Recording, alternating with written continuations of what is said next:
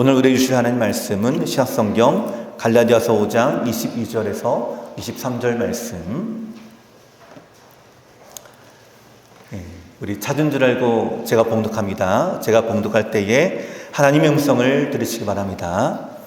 오직 성령의 열매는 사랑과 희락과 화평과 오래 참음과 자비와 양선과 충성과 온유와 절제니 이 같은 것을 금지할 법이 없느니라. 아멘. 오늘 예배 나오신 모든 성도 여러분들, 또 영상으로 함께하는 우리 모든 성도 여러분들, 주님의 이름으로 사랑하고 축복을 드립니다. 우리가 성령님과 동행하며 성령 충만한 삶을 살아가면 우리가 성령의 열매를 맺는다. 그럼 우리가 지난 2주 동안 성령의 열매 가운데 이 사랑에 대해서 우리 함께 나눴습니다. 이제 두 번째 열매는 희락입니다. 이 희락은 쉽게 표현하면 기쁨이라 말할 수가 있는데요. 자, 사람이 은혜를 받으면 첫 번째로 나타나는 현상이 뭐냐? 바로 기쁨입니다. 성령을 받아도 가장 두드러진 현상이 이 기쁨인데요. 내가 예수님을 믿고 내가 구원함을 받으니까 내 안에 기쁨이 차고 넘치는 것. 이 모습이 바로 성령의 열매의 두 번째 모습이다라고 하는 거예요. 자, 옆에 계신 분들 한번 얼굴 한번 같이 한번 보실까요? 예. 웃고 계신지, 아니면 우울하게 하고 계신지, 예. 그 모습 그대로 이 한 주간도 은혜 안에 살기를 간절히 축복을 드립니다. 예. 그렇게 여러분들 웃으십시오. 늘 기쁨이 가득하시기를 소망합니다. 우리가 어떻게 하면 이 두 번째 열매, 성령의 열매의 두 번째 열매인 희락을 우리가 어떻게 맺을 수가 있을까? 우리 두 가지를 함께 살펴보고자 하는데요. 첫 번째는 하나님을 만나면 기쁨이 생기게 됩니다. 누구를 만나면요? 예, 하나님을 만나면 기쁨이 생깁니다. 자, 오늘 본문 22절 말씀 우리 같이 읽어보실까요? 22절입니다. 시작. 오직 성령이 는 사랑과 희락과 화평과 오래 참음과 자비와 양선과 충성과. 자, 두 번째 열매 희락이다라고 말하고 있죠. 여러분, 이 희락이라고 하는 의미, 기쁨, 이건 헬라어로 두 개의 단어가 있는데요. 하나는 마소스라고 하는 단어가 있고요. 하나는 카라라고 하는 단어가 있습니다. 여기 마소스, 첫 번째 이 마소스는 세상적인 기쁨이라 제가 여기 썼는데요. 예를 들면 이런 거죠. 내가 술을 먹고 기쁜 것, 내가 돈을 벌어서 내 마음이 기쁜 것, 내가 원하는 대학에 들어가고 입학을 해서 또 내가 갖고 싶었던 걸 내가 가지기 때문에 내 마음에 느끼는 기쁨들이 있죠, 여러분. 이것을 마소스라고 합니다. 여러분, 이런 기쁨은요, 조건적인 기쁨입니다. 아주 매우 조건적이에요. 그러니까 기쁨의 원인이 있고 그 원인에 따라서 내 마음이 기쁘냐 기쁘지 않느냐가 결정이 됩니다. 여러분, 이 말은 다시 어떤 말이냐면 이 기쁨의 원인이 내 안에서 사라지게 되면 내 안의 기쁨도 함께 사라지게 되는 거예요. 우리는 이것을 뭐라고 부르냐? 쾌락이라 부르기도 합니다. 여러분, 술을 먹어서 기쁘다는 분들이 있죠. 근데 술에서 여러분 깨어나면 어떻게 될까요? 먹을 때는 좋습니다. 기분이 좋고요. 기쁩니다. 근데 깨어나면요, 예, 누가 그러더라고요. 속이 쓰리다고. 예, 저는 안 먹어봐서 모르겠습니다. 예, 저는 안 먹어봐서 모르겠어요. 잘 모릅니다, 그 느낌을. 근데 군대에 있을 때 제 옆에 있는 많은 분들이 그런 분들을 봤어요. 회식하면은 엄청 술을 먹고요. 기분 좋아서 다 자요. 근데 아침에 일어나면 다 속이 쓰리대요. 아프대요. 힘들대요. 자, 여러분, 마약에 취하면 어떨까요? 세상에 있는 모든 것이 내 것 같습니다. 어떤 황홀감, 또 그 어떤 극한 행복을 내가 느끼게 됩니다. 근데 여러분, 마약에서 깨어날 수는 어떻게 될까요? 내 안에 찾아오는 허무함들, 또 비참함들. 그리고 이걸 이겨내기 위해서 또 마약을 한다고 합니다. 여러분, 기쁨이 우리 안에 오래 머물 수 없는 것은 이 조건들을 따라서 우리가 기뻐하면은 일시적인 감정에 불과한 기쁨이기에 이걸 뭐라고 부른다고요? 마소스라고 부른다라고 하는 거죠. 자, 반면에 두 번째, 카라라고 하는 말이 있죠. 조건 없는 기쁨입니다. 오늘 본문에 사랑과 희락 얘기할 때 이 희락이 여기 카라라고 이렇게 써 있는데요. 여러분, 카라 많이 들어보셨죠? 예전 우리 걸그룹 이름이 카라라는 이름이 있었습니다. 저는 처음에 그게 뭔지 몰랐어요. 근데 헬라어에 그대로 나오더라고요. 카라. 오늘 본문에 보면 카라 그대로 나오는데요. 이 본문은 바로 무조건적인 기쁨, 존재 자체만으로 이미 기뻐하는 거예요. 내 마음의 기쁨으로 충만해지는 것. 그래서 이 성경에서는 뭐라고 말하고 있냐? 이 카라를 내 마음에 성령이 충만하게 임재하고 계시면 우리 안에 주어지는 기쁨이다 라고 얘기합니다. 자, 예를 들어볼게요. 성경에 보면 바울이 등장합니다. 이 바울이 로마 감옥에 있었어요. 복음을 전하다가 그가 옥에 갇혀지게 됐는데, 자, 감옥에 있는 그 상태, 바닥은 질퍽질퍽하고 빛은 들지 않고 제대로 먹지도 못하고 하는 바로 그 상황에 있으면서도 사도 바울은 뭐라고 표현하고 있냐? 나는 기뻐한다 라고 얘기합니다. 그 안에 성령님이 마음이 함께하고 계시니까 그래도 나는 기뻐할 수 있다라고 얘기해요. 스데반 집사는요, 이런 사건을 겪었습니다. 복음을 전하다가 유대인들에게 돌에 맞아 죽었습니다. 순교를 당했어요. 근데 죽는 그 순간에도 그 안에 솟아나는 기쁨과 희락이 있어가지고요, 그는 뭐라고 기도하냐면, 주여, 저들은 저들의 죄를 알지 못합니다. 오히려 저들 향해서 중보하며 불쌍히 여기는 마음을 가지게 돼요. 오늘 성령의 이 성령의 열매 두 번째, 이 카라라고 하는 열매가 우리 안에 임하게 되는 간절히 소망합니다. 여러분, 우리가 어떻게 하면 이 기쁨을 가질 수가 있을까? 여러분, 우리가 행복을 가지기를 우리는 소망합니다. 이 기쁨을 우리가 가지기는 너무나 원해요. 심지어 의학에서는요, 우리 몸에서 슬픔을 느끼는 이 요소들, 우리 안에 머리에서부터 나오는 그 어떤 분비물이나 또 어떤 우리 안에 나타나는 그 어떤 요소들이 있는데, 그 중에서 슬픔과 불행을 느끼는 요소를 완화시키면 행복해지지 않을까. 여러분, 이런 관점으로 해가지고 연구를 합니다. 많이 돈을 들였어요. 그리고 약을 개발했습니다. 이 약의 이름이 뭐냐? 행복을 만드는 약, 해피메이커라고 하는 이름이 붙여졌는데요. 이 공식 승인된 약이 있습니다. 일라이 릴리라고 하는 제약회사를 만든 프로젝이라고 하는 약물이 있습니다. 그리고 이 약물은 우울증 치료약입니다. 1988년에 시판되었는데요. 그 한 해 27억 달러, 우리나라 돈으로 한 25조 원 정도 됩니다. 아주 경이적인 매출액을 기록했고요. 지금은 5천만 명 이상이 이 약을 복용한다고 합니다. 우울증에 시달렸던 영국의 다이애나 왕세자비, 또 미국 부통령 엘고의 아내였던 고어 여사도 이 약을 복용했다고 해서 널리 더 유명해지게 되는데요. 우울함이 사라지면 행복해질 것이다. 그래서 별명이 붙은 것이 행복 메이커라고 하는 약입니다. 내가 이 약을 먹고 우울증이 사라지면 나는 행복해질 것이다. 자, 사랑하는 성도 여러분, 과연 그럴까요? 그러나 내 안에 기쁨이 있을까요? 이건 마치 성령을 돈으로 살 수 있다고 생각했던 마술사 시몬처럼 사람은 행복과 기쁨을 돈으로 살 수 있다라고 여긴 바로 그 가추부터 시작을 합니다. 여러분, 이 우울증 약은 효과도 있습니다. 실제로 내 마음의 우울함과 내 마음의 불안은 조금씩 사라져요. 근데 부작용이 오히려 더 큰 것으로 또 알려지기도 해요. 예를 들어서요, 총기 난사 사건이 있습니다. 근데 그 저지른 사람들, 사회에 물을 일으킨 사람들 상당수가 이 약을 장기 복용하고 있었다고 하네요. 자, 그거를 보면 여러분, 이 약을 먹는다고 해서 내가 행복해질까? 그렇게 얻어든 기쁨이 아까 제가 말씀드렸던 마소스라고 하는 기쁨이었죠. 약을 먹을 때 잠시 내가 기쁘지만, 그러나 약 기운이 사라지게 되면은 그 기쁨이 사라지는 것. 오늘 우리의 인생이 이와 같지 않습니까? 내 기쁨이 왔다가 사라지고 왔다가 사라지고, 우리 아이들이 게임할 때 레벨 업을 하면 기뻐하고, 아이템을 얻으면 기뻐했다가 내 캐릭터가 죽으면 또 슬퍼하고, 우리의 인생이 이와 같지 않을까라는 생각이 듭니다.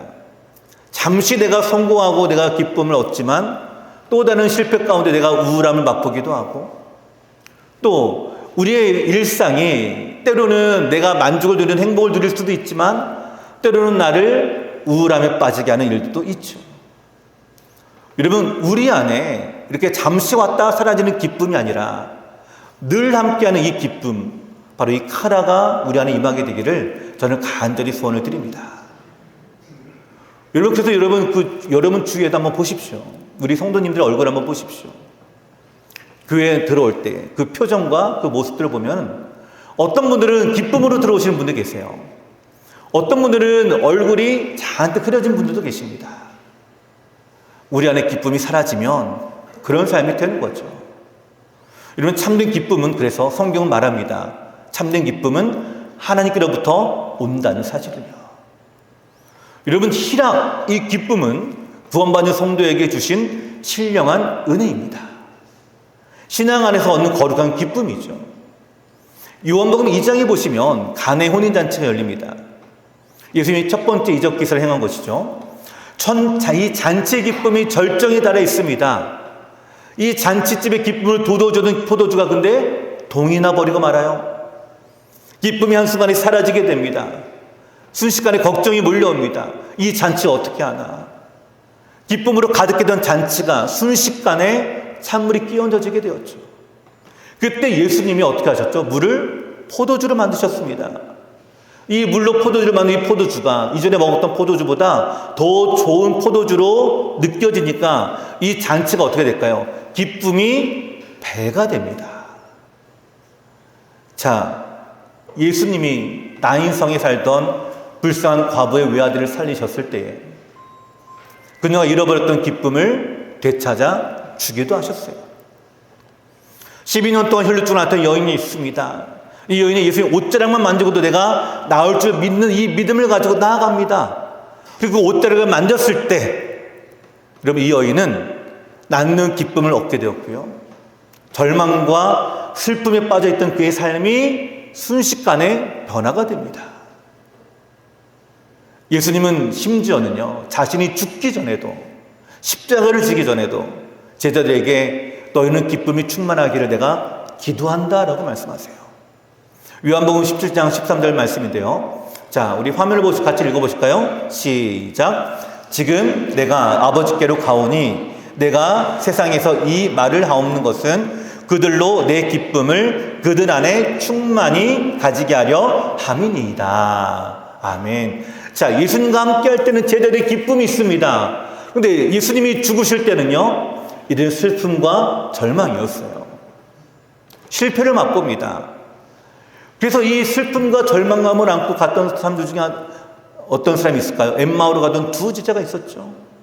근데 예수님이 돌아가셔서 이렇게 기도합니다. 내가 지금 아버지께로 가오니, 내가 지금 십자가를 이제 죽고 그 주님께로 아버지께 가는데, 이 가는 이 상황에서도, 이 세상에서 내가 하나님께 가장 기도하는 것은 내 기쁨을, 여기서 기쁨을 얘기합니다. 기쁨을 그들 안에, 제자들 안에 충만히 가지기를 간절히 소망하고 있습니다.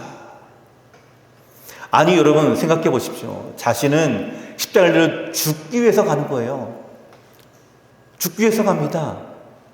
근데 자신의 죽음보다도 예수님이 지금 마음에 뭐가 더 있다는 거예요? 기쁨이 있다는 거예요.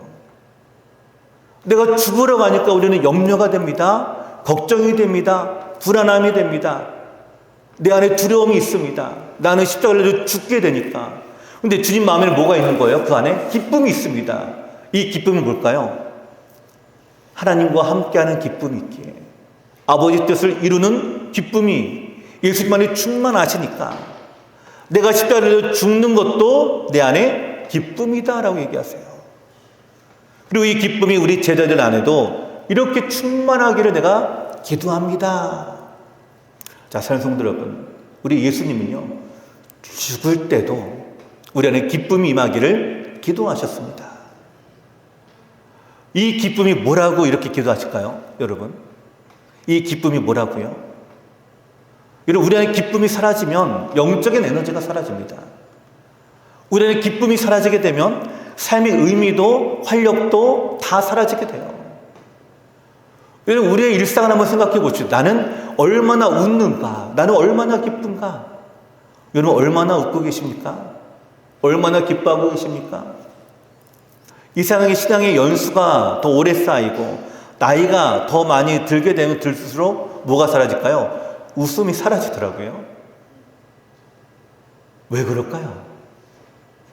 우리가 더 많이 세상을 알아가며 내 삶을 더 많이 이해하며 우리 안에서 점점점 이 기쁨이 점점점 사라져가는 이 속에서 예수님 끊임없이 기도합니다. 우리 안에 기쁨이 있기를 간절히 기도하고 있다. 로마 병정들에게 붙잡히시기 전날 예수님 겟세마네 동산에서 기도하십니다.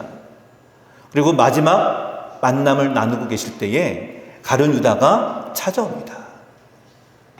그리고 이 가룟 유다에게 이렇게 말씀하십니다. 네 할 일을 해라.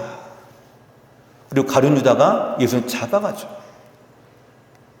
근데 그 잡기 바로 그 전, 이제 겟세마네 기도의 동산에서 기도가 끝나고 이제 그가 예수님 붙잡히시기 바로 전 예수님 뭘 하셨냐? 찬미하며 감람산으로 가셨다라고 기록합니다. 찬미하며 마음의 기쁨의 찬송으로 하나님께 영광을 돌렸다라고 말씀하세요. 자, 사랑하는 성도 여러분, 우리는 어디에 우리의 기쁨이 있습니까? 사랑이 있는 곳에 여러분 기쁨이 충만합니다. 그래서 첫 번째 열매가 사랑이고요. 그 사랑의 열매가 맺어지게 되면 이어서 나오는 것이 기쁨의 열매예요. 첫 번째 열매가 없으면요, 두 번째 열매도 맺어질 수가 없습니다. 첫 번째 열매 없이 두 번째 열매가 맺어질 수는 없어요. 하나님이 사랑이시기 때문에 그 사랑이신 하나님을 우리가 만나게 되면 우리 안에 기쁨이 생깁니다. 이러면 육신의 기쁨은요, 환경과 조건에 의한 것이죠. 그래서 맑은 날은 기뻐합니다. 흐린 날은 슬퍼합니다. 이게 세상의 기쁨이죠. 이것이 아까 우리가 말씀드렸던 마소스입니다. 그러나 주를 만나게 되면 참된 기쁨을 우리가 누리게 됩니다. 맑을 때도 내가 기뻐하지만 흐릴 때도 내가 기뻐합니다. 내 영혼이 그것으로 가득하게 돼요. 우리가 주를 만나게 되었을 때 상황과 조건에 우리가 따지는 것이 아니라 우리 안에 늘 기쁨이 넘쳐나게 됩니다. 팡세라는 이 유명한 책을 쓴 파스칼이라고 하는 철학자가 있는데요. 이 파스칼은요, 걸어다니는 병원이라고 하는 별명이 붙을 정도로 신체적으로 또 정신적으로 엄청나게 많은 질병을 안고 살았던 사람이라고 합니다. 근데 이 사람이 성령을 받자, 내가 예수 믿자, 그 마음의 기쁨으로 가득하게 되는데요. 그를 그의 글에 썼어요. 자, 팡세라고 하는 이 책의 마지막 편에 메모리얼이라고 하는 이 장에서 그는 이렇게 기록합니다. 1654년 31살 11월 23일 밤 10시 반부터 12시 반까지 불이었다. 철학자와 식자의 하나님이 아닌 아브라함의 하나님, 이삭의 하나님, 야곱의 하나님, 확신, 느낌, 기쁨, 평화, 예수 그리스도의 하나님, 기쁨의 눈물. 단어 몇 개를 썼는데 파스칼이 숨없이 이 단어를 반복하는 것, 바로 기쁨이었다고 합니다. 그의 마지막 편 메모리알에서 내가 성령을 받았을 때, 내가 성령의 충만함 내가 받았을 때, 내가 그분을 만났을 때, 내가 그분의 임재를 내가 누렸을 때 내 안에 뭐가 나타난다고요?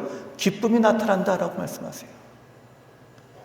자, 여러분, 오늘 우리 안에 이 기쁨이 있습니까? 신앙인의 가장 기본적인 감정이 바로 이 기쁨입니다. 여러분, 신앙인은요, 우울한 사람이 아니에요. 여러분, 우리가 경건하다라고 얘기하죠. 근데 이 경건함은요, 우리가 인상을 쓰고 내가 주 앞에 절자는 이것이 아닙니다. 상복과 같은 검은 옷을 입고 다니고 그런 사람들이 아니라는 거예요. 바로 기쁨으로 가득 찬 사람들입니다. 영혼의 기쁨이 있고 하늘의 기쁨이 내 안에 가득하고 환경과 조건을 초월한 우리 안에 있는 기쁨이 우리 안에 넘쳐나니까 날씨가 맑아도 기뻐요. 흐려도 기쁩니다. 형통에도 기뻐합니다. 역경에도 기뻐합니다. 건강에도 기뻐하고 병들어도 기뻐하고 들어와도 기뻐하고 나가도 기뻐해요. 내 안에 주어도 기뻐하고 걷어가도 기뻐합니다. 이 기쁨은 세상이 빼앗을 수 없는 영적인 기쁨입니다. 여러분, 자꾸만 마귀는 우리에게 조건을 내겁니다. 이 조건이 있어야 네가 행복할 거야. 그게 너의 기쁨이야. 그 기쁨 너도 알잖아. 그걸 가졌을 때 그 기쁨을 너도 알잖아. 끊임없이 우리를 가지게 합니다. 여러분, 그러나 그거는 마소스예요. 이거는 잠깐 있다가 없어집니다. 없어져요. 하지만 하나님이 주시는 기쁨이 영원합니다. 여러분, 현대 사람을 보십시오. 기쁨을 점점 잃어가고 있지 않습니까? 모두가 화난 것 같아요. 불만이 가득한 것 같아요. 물질적으로는 옛날보다 더 부유해졌는데, 환경도 나아졌는데, 우리의 마음은 오히려 더 가난해진 것 같습니다. 마음의 여유도 없어요. 쫓기는 것 같아요. 염려로 가득합니다. 인상을 쓰면서 살아요. 왜 그럴까요? 기쁨을 하나님께로부터 찾아야 되는데, 영원한 기쁨이 우리 안에 있어야 되는데, 마치 더 많은 물질을 얻어야만 행복한 것처럼 착각하기 때문이죠. 여러분, 사탄에게 속은 것입니다. 오늘 우리의 삶의 기쁨이 어디에 있는가? 하박국 선지자는 이렇게 고백합니다. 하박국 3장 17절의 말씀인데요. 우리 같이 한번 읽어보실까요? 자, 함께 읽겠습니다. 시작. 비록 무화과 나무가 무성하지 못하며 포도나무에 열매가 없으며 감람나무에 소출이 없으며 밭에 먹을 것이 없으며 우리의 양이 없으며 외양간에 소가 없을지라도 나는 여호와로 말미암아 즐거워하며 나의 구원의 하나님으로 말미암아 기뻐하리로다. 아멘. 하박국 선지자의 고백인데요. 여기 무화과 나무, 포도나무, 감람나무, 전부 이런 것들은 그대 삶의 가장 필수적인 거예요. 심지어는 생존에 관한 거예요. 생존에 관한 것. 내가 살아가면서 꼭 필요한 거, 우선순위, 이것만큼 반드시 있어야 돼. 이것이 바로 오늘 표현하고 있는 무화과 나무, 포도나무, 감람나무입니다. 그런데 이런 것들이 없어도 나는 여호와로 말미암아 즐거워하겠다. 나의 구원 하나님으로 말미암아 기뻐하겠다. 그럼 이 기쁨은 하나님을 만난 사람만이 알 수가 있습니다. 죄송합니다. 하나님을 만난 사람만이 알 수가 있어요. 그래서 저는 오늘 여러분께 권면합니다. 하나님을 만나십시오. 여러분, 교회에 나오는 이유가 뭘까요? 예배를 드리는 이유가 무엇일까요? 한 가지예요, 여러분. 하나님을 만나는 거예요. 하나님을 만나는 것.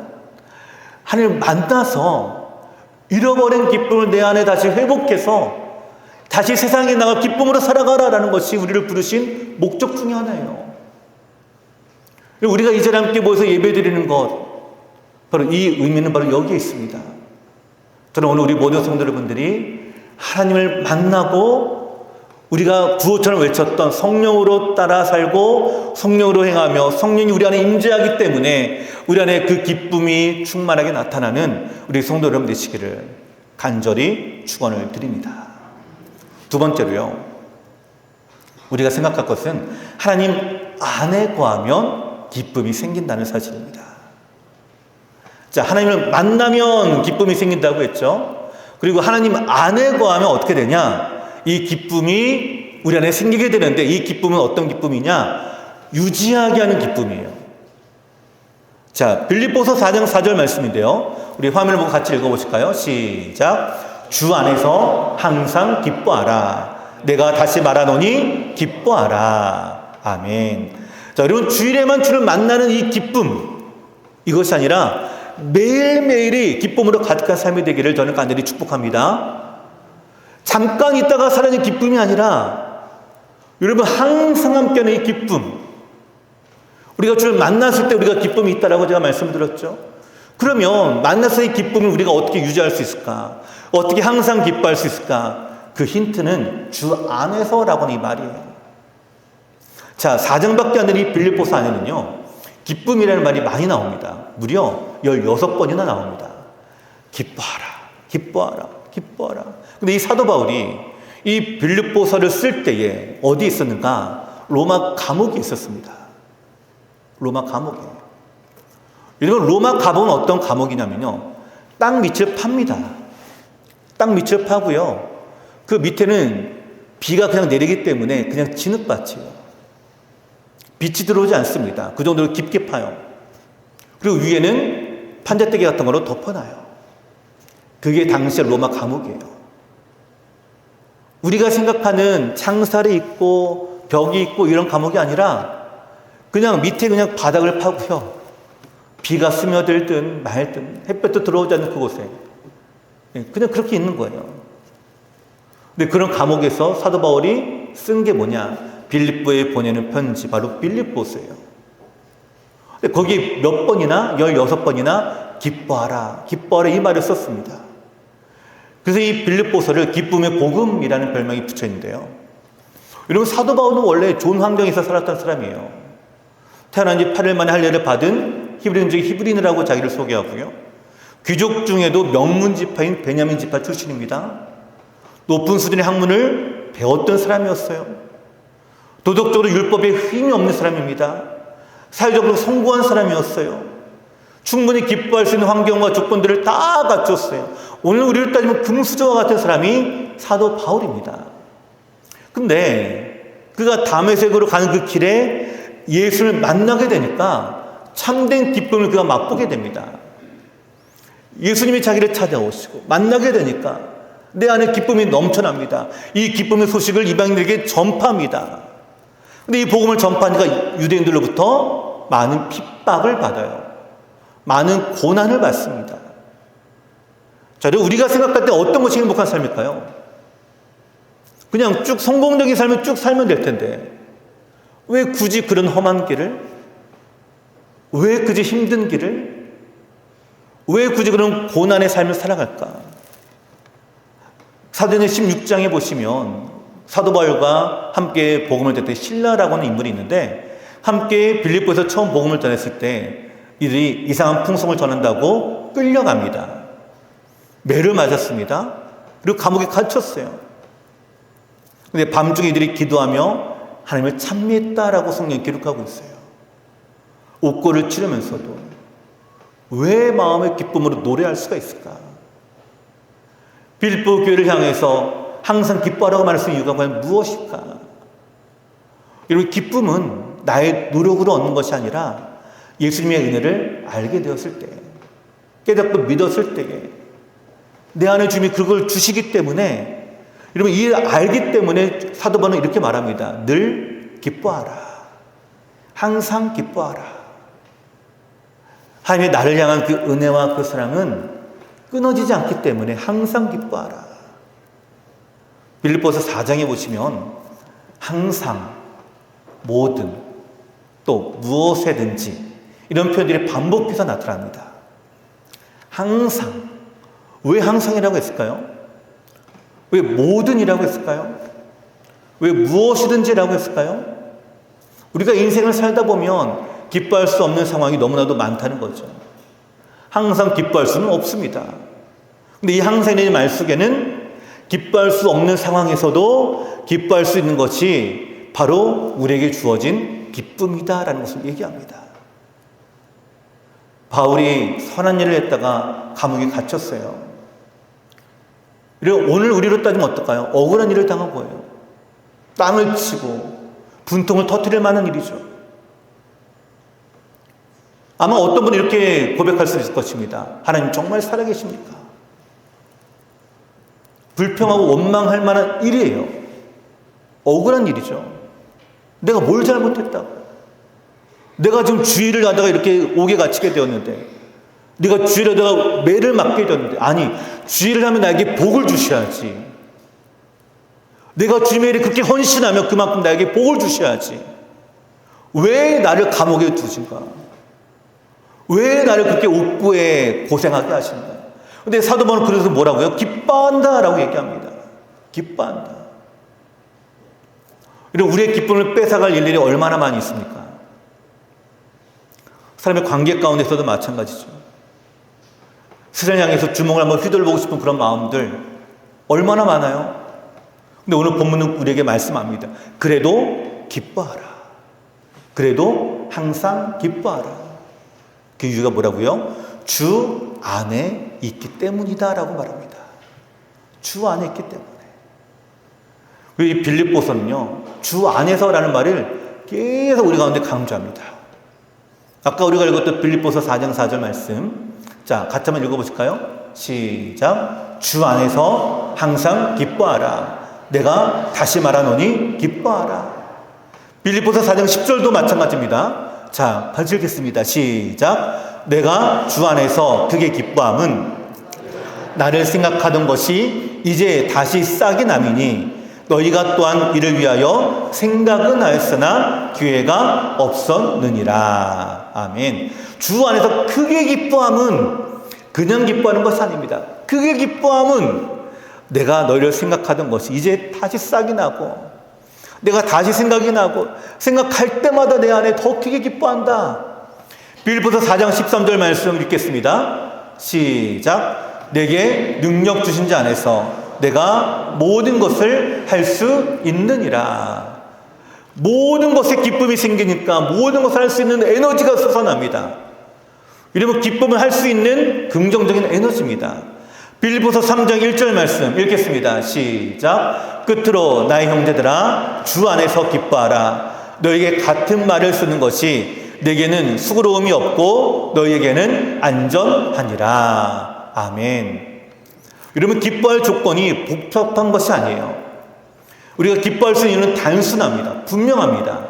주 안에서예요. 주 안에서. 바울 서신은요, 이 주 안에서, 예수 안에서 이 말을요, 무려 132번이나 합니다. 왜 그럴까요? 주 안에서의 기쁨이 절대적인 이 카라의 기쁨이다라고 얘기합니다. 이 기쁨은 빼앗길 수 없는 기쁨이다라고 얘기합니다. 이 기쁨은 없어지지 않는 기쁨이라고 얘기합니다. 상실되지 않는 기쁨이 바로 이 기쁨입니다. 여러분, 우리는 이렇게 생각할 수가 있어요. 하늘나라에 우리가 들어가는 것이 확실한데, 그렇죠? 하늘나라에 들어갈 수 있는 것이 우리가 확실한데, 그러면 우리나라에 나타나는 모든 문제들은 어떻게 될 것인가? 우리 김홍수 장님이 저에게 그런 말씀하시더라고요. 원광대에서 그런 말을 들었을 때, 진료를 받았을 때 병원에서 그냥 해줄 것이 없습니다. 그래서 고통이 생기면, 아프면 찾아오면 사인해 줄 테니까 요양병원에 들어가서 주사나 맞고 있으시라고. 저는 그 얘기를 들으면서 제 억장이 무너지더라고요. 어떻게 의사가 그런 말을 할까? 근데 장로는 뭐라고 하시면 저에게 그런 말씀하세요. 아, 나는 이전부터 하나님 나라에 들어가는 것, 천국 소망이 있기 때문에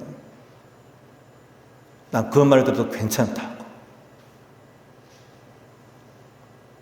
여러분, 정말 괜찮으십니까? 내가 그 말을 들었을 때도 내가 기뻐할 수 있을까요? 참, 그 믿음이 전 너무나 놀라웠거든요. 내가 하나님 나라에 들어가는 것이 확실하니까 이까지 병이 뭐라고. 내가 하나님 나라에 확실하게 들어가는데 내가 이까지 고통이 뭐라고 내 기쁨을 빼앗아갈 수 있을까? 우리가 천당과 영생이 틀림이 없는데 영원하던 이 땅의 그 고난, 그 고통, 결핍, 부족함, 이것 때문에 나를 이기려고 하고 나에게 절망을 주려고 하고 내 마음을 무너뜨리게 하고 그 기뻐하지 못하게 하고, 기뻐하지 못하니까 내 안에 에너지가 솟아나지 않으니까 우리가 섬기지도 못하고 내가 주의를 할 수도 없고 내가 아무것도 내가 안 하고 있는 바로 이런 상황들. 여러분, 기쁨이 없으면요 아무것도 하기 싫어요. 우울증 환자도 같습니다. 내 안에 기쁨이 있으면 뭔가를 막 하려고 해요. 여러분, 명절에 자녀 오시니까 기뻐요, 안 기뻐요? 기쁘다고 하셔야죠. 듣고 계신데 몸은 피곤해도 기쁘다고 하셔야죠. 왜요? 얼굴 보니까 반갑고 기쁘니까. 어때요? 뭐 하나라도 더 해주려고 하잖아요. 마음이 기쁘니까. 안 그렇습니까? 이게 바로 기쁨을 가진 사람의 모습이에요, 여러분. 우리는 기쁨이 있으면, 주님 안에 그 기쁨이 우리 안에 거하게 되면요, 내가 주의 일을 위해서 뭐라도 내가 하려고 합니다. 내 마음에 뭐라도 내가 쏟아 부으려고 합니다. 내가 뭐라도 주께 드리려고 합니다. 왜요? 내가 주 안에서 기뻐하니까. 기쁨은 에너지예요, 여러분. 에너지가 막 솟아나는 거예요. 그러니까 가만히 있지는 않아요. 근데 이 기쁨이 없으니까 어때요? 가만히 있어요. 마치 장례식장에 온 것처럼 조용하고 어둠이 드려진 것 같고 얼굴이 막 어두워지고 그러니까 아무것도 안 해요. 기쁨을 상실하면 이런 모습이에요. 그리고 주 안에서 늘 기뻐하라, 항상 기뻐하라 라고 말씀하시는 것은 여러분 내 모든 상황의 그 주인이 바로 나다라는 것을 선언하는 거예요.